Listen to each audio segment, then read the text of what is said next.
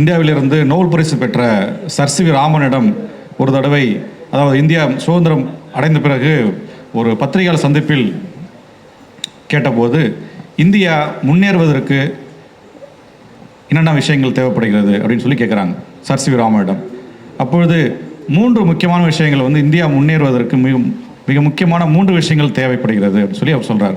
இப்போ பத்திரிகையில் என்ன 3 விஷயங்கள் நீங்கள் சொல்லுங்கள் அப்படின்னா, முதல் விஷயம் அறிவியல், சரி, 2வது விஷயம் மேலும் அறிவியல், 3வது விஷயம் என்ன, மென்மேலும் அறிவியல் அப்படின்றார். ஸோ ஒரு நாட்டுடைய முன்னேற்றத்திற்கு சமூக வளர்ச்சி, பொருளாதார வளர்ச்சி, அரசியல் வளர்ச்சி சேர்ந்து அறிவியல் வளர்ச்சியும் வந்து மிக மிக முக்கியமானது அப்படின்றது தான் அவருடைய கருத்து.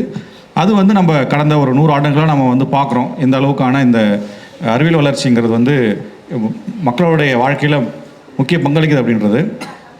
அந்த வகையில் இன்றைக்கி தேதிக்கு பார்த்திங்கன்னா நம்ம சமூகத்தில் பார்க்குறோம், நிறைய மருத்துவர் ஆகணும்னு நினைக்கிறாங்க, ஆசிரியர் ஆகணும்னு நினைக்கிறாங்க, பொறியியலாளர் ஆகணும்னு நினைக்கிறாங்க. ஆனால் ஒரு அறிவியலாளர் ஆகணும் அப்படின்ற எண்ணம் வந்து உண்மையிலேயே கொஞ்சம் குறைவாக இருக்குது.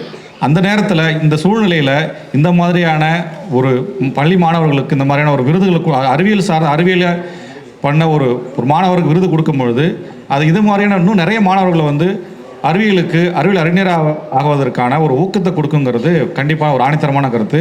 அந்த வகையில் இந்த மக்கள் விஞ்ஞானி விருதை தேர்ந்தெடுத்த எழுதுறல் அமைப்புக்கும் குறிப்பாக தமிழ் சிலம்பரசன் ஐயா அவர்களுக்கும் எனது மனமார்ந்த நன்றியும் பாராட்டுகளும்.